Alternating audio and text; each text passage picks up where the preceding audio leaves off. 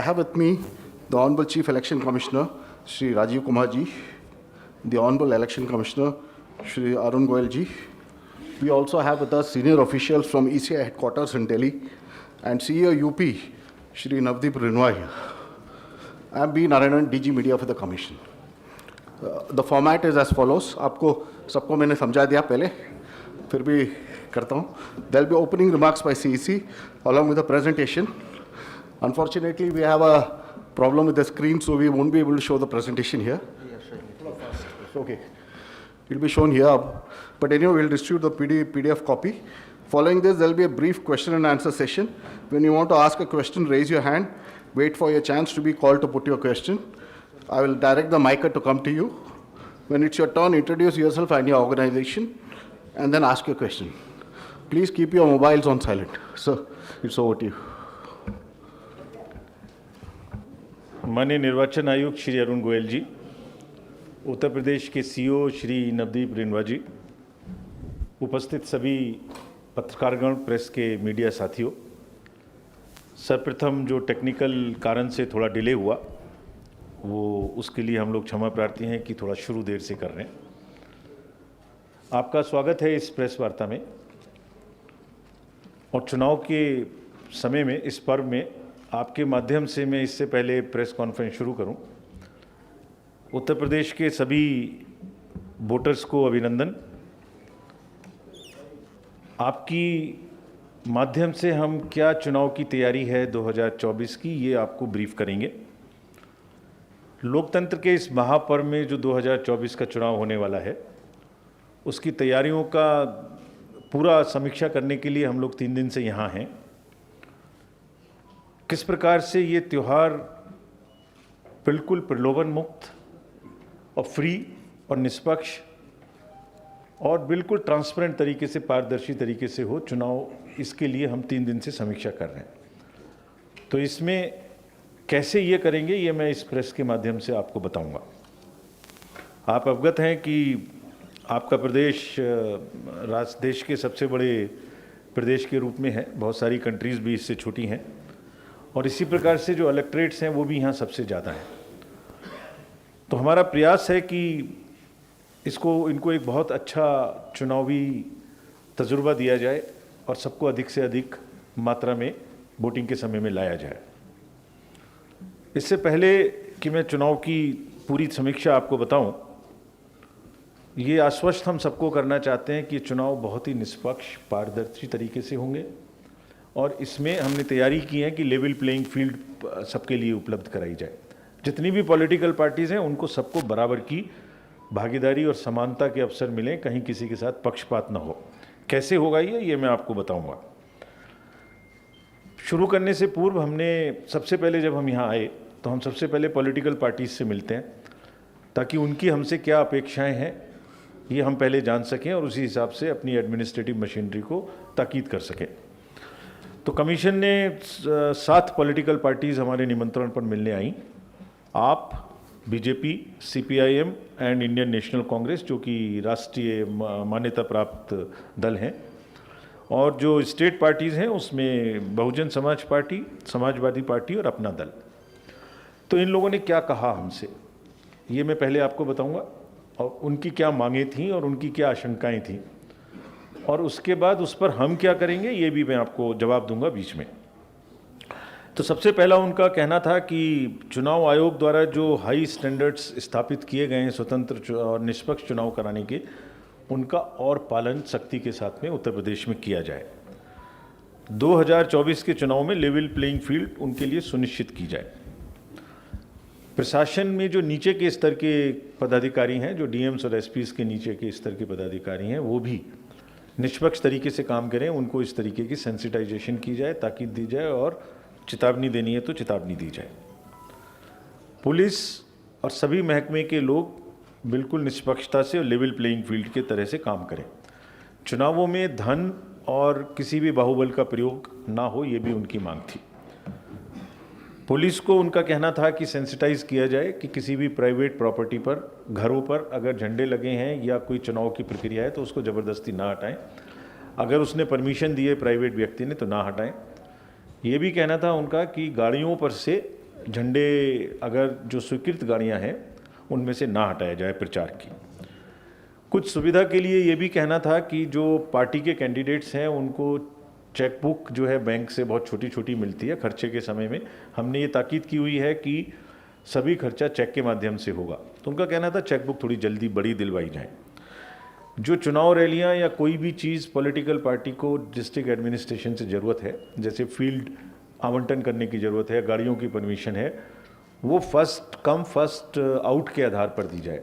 ऐसा नहीं कि मैंने पहले ग्राउंड की एप्लीकेशन दी और मेरे बाद कोई आया उसको आपने दे दिया। मतदाता सूची के बारे में सभी पार्टीज़ का कहना था कि काफ़ी मेहनत हुई है, काफ़ी अच्छा बना है, बहुत सारे लोगों को प्योरिटी के लिए काम किया गया है, लेकिन अभी भी अगर कुछ लोगों का डिलीशन या एडिशन होना है तो वो किया जाना चाहिए। प्रमाणित निर्वाचन सूची की कॉपी राजनीतिक दलों को उपलब्ध कराई जानी चाहिए। जो हाई राइज बिल्डिंग है, ताकि अर्बन एपैथी को रोका जा सके, उनमें बूथ बनाए जाने चाहिए, ऐसा उनका कहना था। गर्मी का समय होगा तो सभी पोलिंग स्टेशंस पे आवश्यक सुविधाएं, जिसमें शेड हो, पीने का पानी हो, टॉयलेट हो, मेल फीमेल दोनों अलग अलग, और रैंप भी हो हमारे पर्सन्स विद डिसेबिलिटी को चढ़ने के लिए, ये भी उनकी मांग थी। ज़्यादा से ज़्यादा जागरूकता अभियान चलाया जाए, और जैसे मैं आपको बताऊंगा, बहुत यंग वोटर्स की बढ़ोतरी हुई है राज्य में और पूरे देश में, उनके लिए भी विशेष अभियान चलाए जाएं। ईवीएम के बारे में भी कुछ लोगों की आशंकाएं थी। उनका कहना था कि कोई ईवीएम का विरोध नहीं कर रहा है, वो ऐसा नहीं चाहते हैं कि ईवीएम ना हो, बट ये कहना था कि आप इसको और ऐसे साधन अपनाएं जो विश्वास और जग सके। कुछ ने कहा कि 50% बीबीटी को काउंट कराइए, कुछ ने, एक दो पार्टी ने कहा कि आप रैंडम तरीके से चुनिए जिसकी आप चेकिंग करते हैं पोस्ट के समय में। मुझे अफसोस है कि आपको प्रेजेंटेशन में नहीं दिखाई दे रहा है सब दिखता, हम इसको साथ ही साथ आपको सोशल मीडिया के माध्यम से उपलब्ध कराते रहेंगे। ईवीएम का मूवमेंट सरकारी गाड़ी में हो, सबकी ये मांग थी। वोटिंग के बाद उसके बाद में प्रोसेस में वीडियो वैन्स जो हैं पॉलिटिकल पार्टी को मिलती हैं, उनकी परमिशन जल्दी से जल्दी मिले। वोटिंग के समय में कुछ लोगों का डुप्लीकेट वोट डालने का इम्पर्सोनेशन होता है, उसको रोका जाए। किसी पोलिंग एजेंट को बाहर ना निकाला जाए। वोटिंग के बाद में जो कितने वोट उस बूथ पर पड़े, इसकी सूचना फॉर्म 17C में पॉलिटिकल पार्टीज़ को दी जाए, ताकि जब काउंटिंग का समय आए तो वो देख सकें कि जितने वोट पड़े थे उतने ही काउंटिंग के समय निकल रहे हैं। काउंटिंग के हर राउंड में उनके पोलिंग एजेंट्स का दस्तखत कराया जाए, ताकि एक आधार बना रहे, विश्वास बना रहे। पोस्टल बैलेट की गिनती पहले की जाए। ये सब मांग थी। अब मैं आपको इनके सबके उत्तर दूंगा समय समय के जैसे जैसे आएगा। और एक विषय में ऊपर बोल गया था, Bahujan Samaj party national party के रूप में हमसे मिली थी। फ्रेंड्स, कुछ आप देख सकते हैं ऊपर, लोकसभा का कार्यकाल 16 जून 2024 को समाप्त हो रहा है। 80 सीटें आपके यहाँ हैं, जिसमें से 63 सामान्य, 17 सीटें अनुसूचित जनजाति की हैं। इस बार जो इलेक्टरल रोल प्रकाशित हुआ है, उसमें टोटल संख्या वोटर्स की 15.29 लाख 22 करोड़ है, जिसमें से महिलाओं की संख्या 7.15 है। थर्ड जेंडर भी हमने बहुत प्रयास किया है कि जो समाज में जितने भी वर्ग हैं, वो जितने भी लोग हैं, वो सब जुड़ सकें। तो इसमें पर्सन्स विद डिसेबिलिटी की संख्या भी बहुत बढ़ी है, और जो थर्ड जेंडर हैं उनकी भी संख्या बढ़ी है। हमारे यहाँ जो 100 वर्ष से अधिक के मतदाता हैं, उनकी भी संख्या 31,000 है। ये भी हमारे लिए बड़ा एक उसका विषय है संतुष्टि का, कि 100 वर्ष से भी अधिक के मतदाता राज्य में 31,000 से ऊपर है। एक जनजातीय समूह भी है जो पर्सन विद डिसेबिलिटी है, person with particularly vulnerable tribal group है बुस्का, उसका भी 100% एनरोलमेंट किया गया है। ड्यूरिंग एसएसआर बहुत ही प्रयास हुआ कि इसको प्योर किया जाए, एडिशंस डिलीशंस हर समय पर इसकी सूची पूरे एसएसआर के अक्टूबर से लेके जनवरी के बीच में पॉलिटिकल पार्टीज़ के साथ में वहाँ भी जितने भी डिस्ट्रिक्ट मजिस्ट्रेट्स और एसपीज हैं उनको गाइडलाइंस स्पष्ट दी गई हैं कि उन पर भी एग्जेम्प्टेड कैटेगरीज को छोड़ के पूरी की पूरी चेकिंग होनी चाहिए, ताकि ऐसा साधन ना बने कि वो जो ज़मीन से नहीं आ पाया वो हवाई मार्ग से आने का व्यवस्था चालू हो जाए। बहुत जगहों में वैलेट के माध्यम से डिजिटल ट्रांजैक्शन करके भी वोटर्स को लुभाने की प्रक्रिया कहीं कहीं शुरू हुई है। तो सभी बैंकर्स को कहा गया है कि इस पर सख्त ध्यान रखें। अगर किसी एक अकाउंट से, ये सबको आपके माध्यम से मैं बता भी रहा हूं कि जो वो लोग करने की कोशिश करते हैं वो हमें मालूम है, वो ऐसा ना करें। करेंगे तो बहुत सख्ती से कार्रवाई होगी। आरबीआई को और बैंक्स को कहा गया है कि जो कैश लेके जाती हैं वैन्स एटीएम्स में भरने के लिए, वो रात में, शाम में 5-6 बजे के बाद नहीं चलेंगी। ऐसा नहीं कि एम्बुलेंसेज में और इन वैन्स में ही छुपा कर कैश ले जाने की व्यवस्था हो जाए, ताकि ये तो सरकारी जगह से जा रही हैं।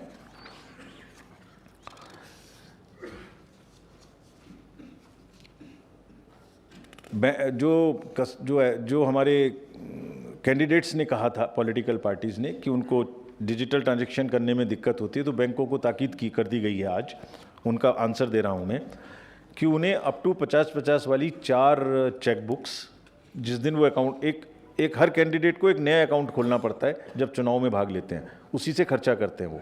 और हमारी डायरेक्शन है कि सारा खर्चा उन्हें चेक से करना है, और चेक ख़त्म हो जाते हैं क्योंकि छोटा छोटा खर्चा भी है। तो 200 चेक की चेकबुक उन्हें एक बार में मिलेगी, और उसके बाद और जितना चाहेंगे वो पर्सनलाइज होके उनको मिल जाएगी।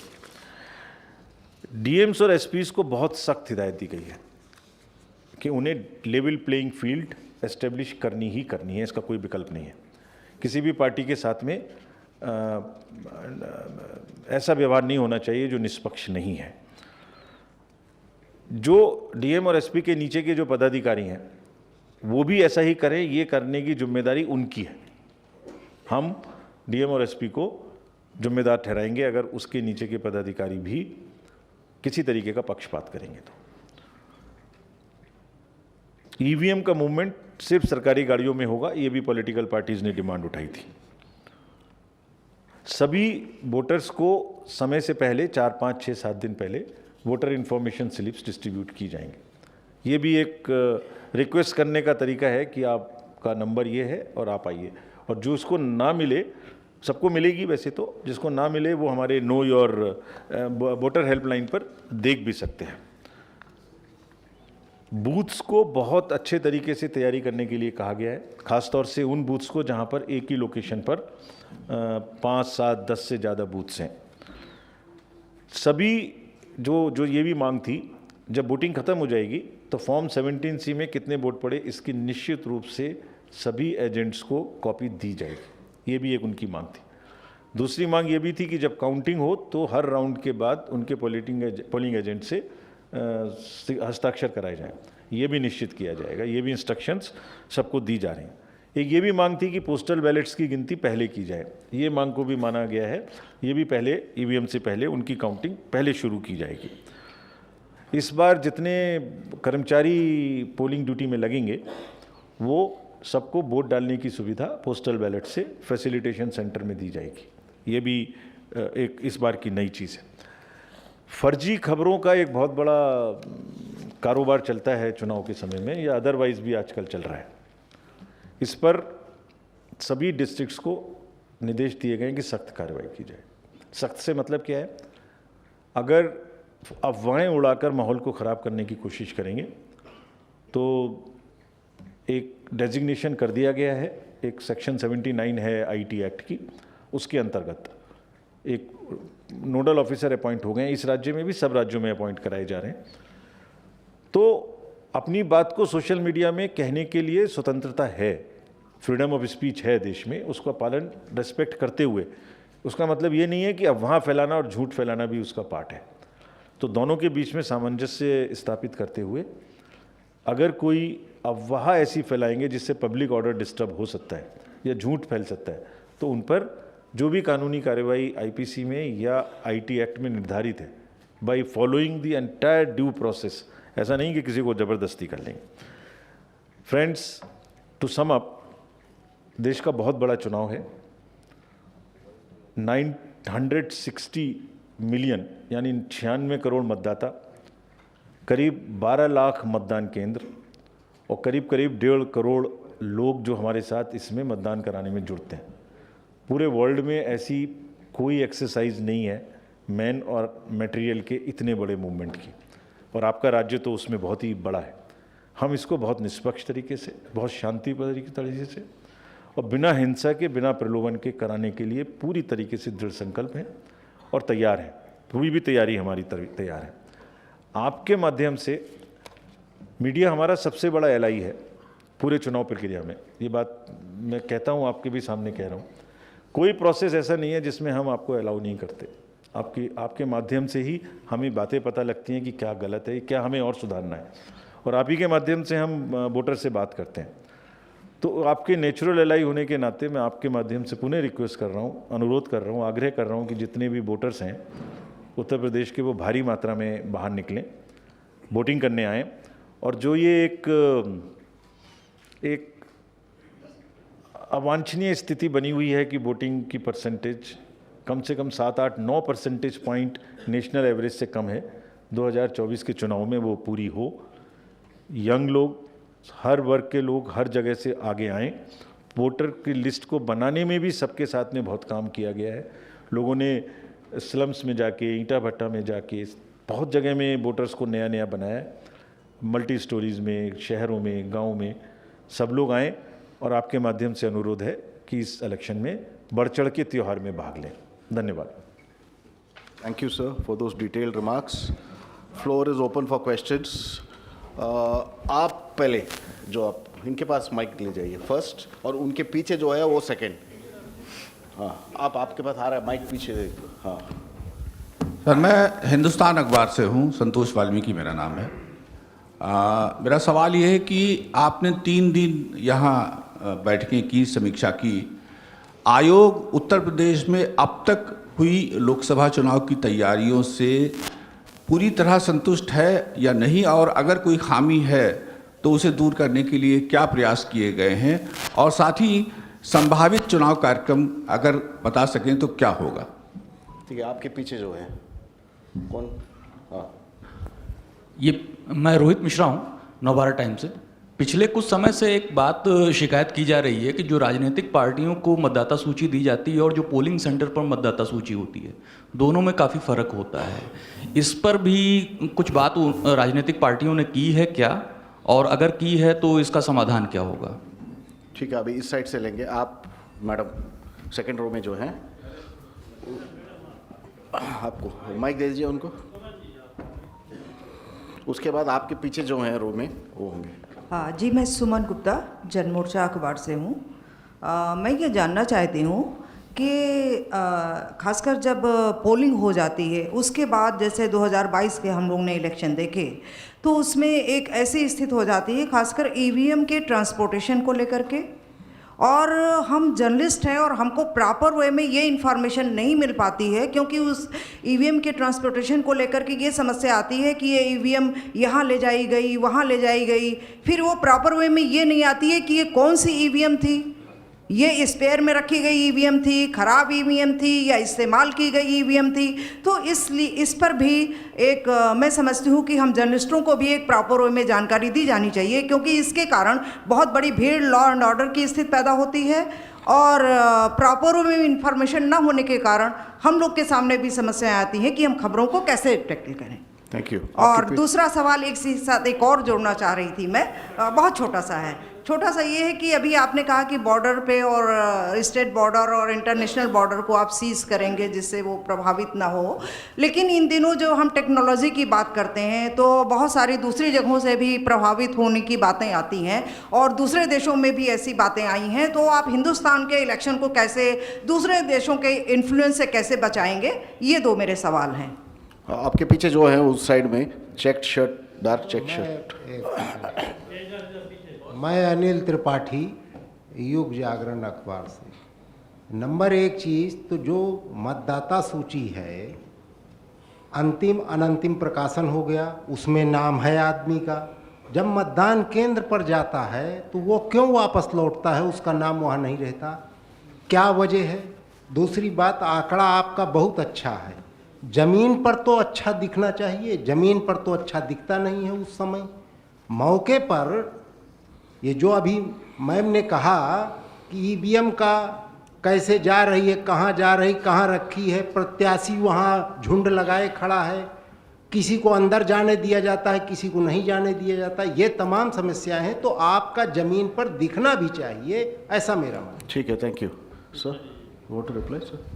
More questions? ठीक है। Sir this is Kazi Faraz from PTI and मैं ये जानना चाहूँगा कि political misinformation social media पे इतना बढ़ रहा है, तो उसको लेके क्या आप लोग का सोशल मीडिया प्लेटफॉर्म से टाई अप हुआ है उसको फैक्ट चेक करने के लिए, और या फिर जो इंडिपेंडेंट फैक्ट चेकर्स हैं IFCN सर्टिफाइड ऑर्गेनाइजेशंस हैं उनके साथ आप लोग कोई कैंपेन चलाने वाले हैं? Thank you. इधर से प्रश्न लेता हूँ पहले। So you want to take? or schedule second? Yeah. Schedule तो अभी आपको नहीं बता सकते, लेकिन जब भी बताएंगे सबसे पहले पत्रकारों को ही बताएंगे और किसी को पता नहीं लगेगा, आप ही के माध्यम से सबको बताएंगे। मैं बताता हूँ उसके बारे में। पहले जो दो प्रश्न इधर से आए उनको लेना चाहता हूँ। एक आपने ईवीएम के बारे में पूछा कि वो कहीं भी जा सकती है, और एक आपने पूछा कि ज़मीनी चीज़ दूसरी है और आंकड़ों की चीज़ दूसरी है, परसेप्शन दूसरा है। इसके पीछे आप ये कहना चाहते हैं, पूछना चाहते हैं मुझसे कि कह तो आप कुछ रहे हैं और नीचे कुछ और होता है। ये बिल्कुल गलत धारणा है। इसको मैं प्रूव करता हूँ भी कैसे गलत धारणा है। प्रत्येक ईवीएम का कौन सा नंबर कौन से स्टेशन पे गया है, इसकी सूचना लिखित में पॉलिटिकल पार्टीज को, कैंडिडेट को, उसके एजेंट को है। एक एक का नंबर, कौन सी ईवीएम ट्रेनिंग में जाएगी, इसकी सूचना उनको है। कोई भी वेयर हाउस उनके परमिशन के बिना, उनके साथ में खड़े हुए बिना खुल नहीं सकता है। हर मशीन FLC होती है, उनके बिना नहीं हो सकती है। जैसे मैंने पहले कहा था कि कोई भी प्रक्रिया ऐसी है जो चाहे किसी भी चीज़ से हो, वोटर लिस्ट पर भी आता हूँ अभी, वोटर लिस्ट बनाने की हो, किसी भी चीज़ की हो, वो बिना पॉलिटिकल पार्टीज़ के वहाँ प्रेजेंट हुए हो ही नहीं सकती। हर डिस्ट्रिक्ट में उनका पार्टिसिपेशन हुआ, उनकी संतुष्टि हुई, इसके मिनट्स उनके पास में रखे हुए हैं लिखित में। कोई भी मशीन, जब 17C की मैंने अभी बात की आपसे, उस पर भी नंबर रहता है। वो पोलिंग एजेंट को पोल क्लोज होने के बाद कौन से नंबर की मशीन में कितने वोट पड़े, ये उसके पास में लिखित है। जो उसका अधिकार है कि जब काउंटिंग शुरू हो तो पहले मिला ले कि यही नंबर की मशीन है। तो परसेप्शन को ऐसा रखा जाए जो ग्राउंड पर है, ये अगर फिर भी परसेप्शन है, बट ये वास्तविक रूप से असंभव। जो आपने मतदाता सूची की बात कही, हर डिस्ट्रिक्ट ने, अगर मैं आपको प्रोसेस समझाऊं तो 5 जनवरी 2023 को एक मतदाता सूची प्रकाशित होती है, जिसको कि फाइनल मतदाता सूची कहते हैं। जो इस समय शुरू हुई वो 5 जनवरी 2023 से शुरू किया। अक्टूबर 24 में उसका प्रकाशन किया जाता है प्रारूप, जिसकी 2-2 कॉपी सभी पॉलिटिकल पार्टीज को दी जाती है डिस्ट्रिक्ट वाइज, ताकि जिसको देखना है, जिसको बताना है, फॉर्म भर लीजिए, फॉर्म से ऑब्जेक्ट कर लीजिए। 2 महीने तक ये प्रक्रिया चल रही। BLOs 100% फील्ड वेरिफिकेशन किए बिना किसी का नाम काट नहीं सकते। जितने नाम कटेंगे उसकी सूचना, और जितने नाम जुड़ेंगे उसकी सूचना, प्रकाशन हर वीकली बेसिस पे बूथ अपने AERO को करना है। 1 महीने पर उसकी वेबसाइट पे डालना है। बीच में मीटिंग्स पॉलिटिकल पार्टीज के साथ करनी है, कम से कम 2 या 3 मीटिंग्स हर डिस्ट्रिक्ट में सबके साथ में हुई हैं। तो ये बहुत प्योर है। अगर फिर भी ऐसा लगता है कि किसी बूथ पर, किसी जगह पर, किसी कॉन्स्टिट्यूएंसी में प्रॉब्लम है, तो बताएं, उसकी फिर से जांच करेंगे। जिसने गलती की उसके ऊपर में भरपूर कार्रवाई करेंगे।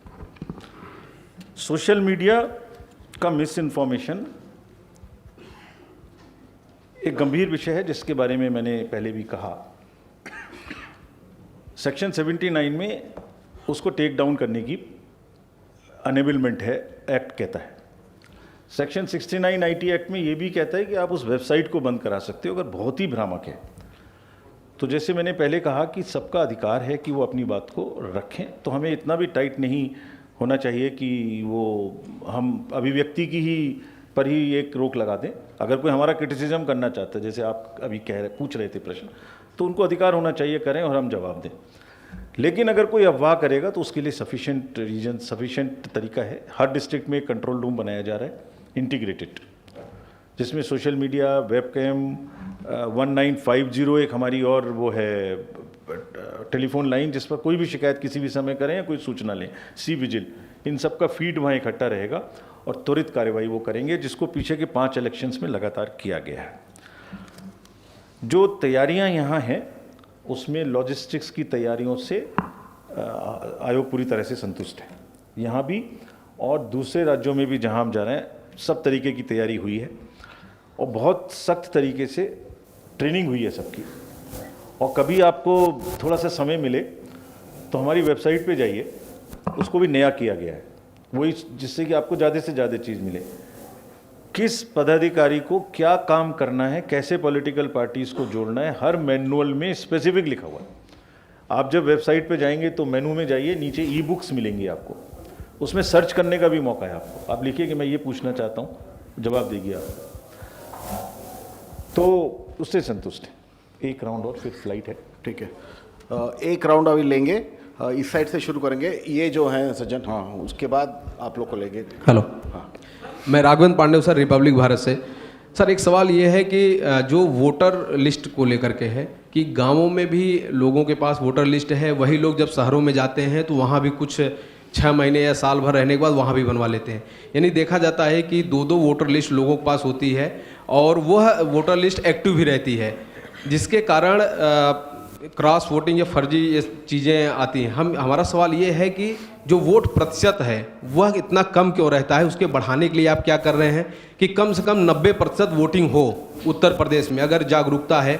और साथ ही अगर सारे वोटर लिस्ट सही हैं, एक्टिव हैं, तो ये संख्या में मतलब कमी क्यों है, इतना कम वोटिंग क्यों होता है, इस पर थोड़ा आप बताने का कष्ट करें। ठीक है, ठीक है, that lady, sir Preeti Srivastava TV 9 से।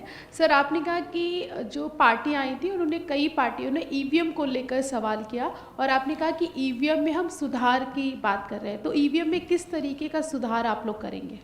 ठीक है, और आप, हाँ, इनको दीजिए। हाँ सर, मैं आलोक गुप्ता हूँ सहारा समय से। सर मैं ये जानना चाहता हूँ कि वोटर आईडी को आधार से लिंक करने की जो प्रोसेस चल रहा था उसकी क्या स्थिति है और फ्यूचर में क्या संभावनाएं हैं? ये सेकंड रो से आप इनको दीजिए। सर मैं संतोष शर्मा हूँ आज तक से। आपसे पॉलिटिकल पार्टीज़ ने मुलाकात की, तो क्या किसी पॉलिटिकल पार्टी ने उत्तर प्रदेश में तैनात किसी अफसर की भूमिका को लेकर के, उनकी निष्पक्षता को लेकर के सवाल किए हैं कि उनको हटाया जाए या उनकी वजह से चुनाव प्रभावित हो सकता है? राजीव जी, एक सवाल मेरा ये है, मैं अविनाश मिश्रा हूँ, स्वतंत्र पत्रकार हूँ। आपने कहा कि चुनाव में उत्सव सा माहौल हो, तो इसके लिए क्या तैयारियां हैं? क्या पुरानी कुछ इनको अनुमति दे रहे हैं, पोस्टर या झंडे लगाने की, कुछ ऐसा? Last question from that gentleman. सवाल ले लीजिए सर। सर वो पहले बात बोलेंगे, फिर आप करिए। नवदीप जी। हाँ please. I am MM Mohsin from आवाज़ नामा न्यूज़पेपर। लाइक सी, अभी आपने जो एक एग्जाम्पल शेयर किया है कि यूथ की जो संख्या है वो काफ़ी इनकरेजिंग है, ऐसा compliment for the whole of the country. तो क्या इलेक्शन कमीशन इस बार, वो 18+ है, उसमें से एक मेजॉरिटी है जो बोर्ड एग्जामिनेशन में अपेयर होगी, intermediate board, state board, ICSE and CBSE। सो क्या कुछ उसके लिए कुछ स्पेशल प्रोविजन करेंगे कि that should be practically encouraged, voting should be, percentage could be encouraged? Last question from this person here, आप बोलिए, उस माइक में बोलिए। राजीव जी, एक सवाल आपसे ये है सर, मैं आज अखबार से सुरेश यादव।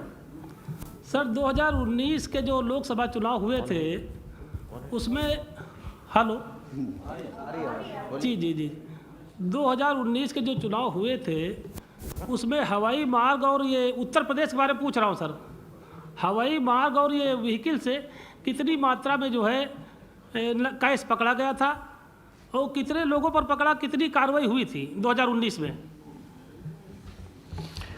देखिए, आधार से लिंकिंग के बारे में पूछा पहले प्रश्न।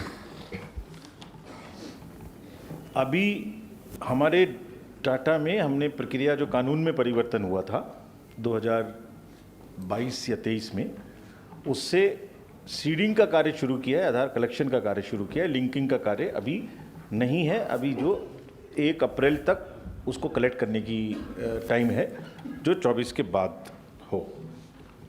ऑफिसर्स की, किसी पर्टिकुलर ऑफिसर की भूमिका के बारे में हमसे किसी ने कोई सवाल नहीं किया, किसी ने नहीं पूछा। ईवीएम अपने आप में, मैंने नहीं कहा सुधार, ईवीएम अपने आप में बहुत सुदृढ़ हैं। करीब करीब हर स्टेज पे पॉलिटिकल पार्टीज इन्वॉल्व हैं। जो रिजल्ट्स आते हैं वो अपने आप में उसका प्रमाण है। मतलब अगर कहा जाए तो परिणाम ही प्रमाण है। हर जगह में रिजल्ट्स आप देख रहे हैं लास्ट उसमें, तो वो ऐसे तो नहीं आ सकते अगर ठीक ना हो। हर बूथ के बारे में पॉलिटिकल पार्टीज़ को पता होता है मोटा मोटी कि कैसे वोटिंग हुई है, वो उसी तरीके के रिजल्ट्स निकलते हैं, सबको पता है। और कम से कम 30 के करीब ऑनरेबल हाई कोर्ट्स और सुप्रीम कोर्ट्स के ऑर्डर्स हैं।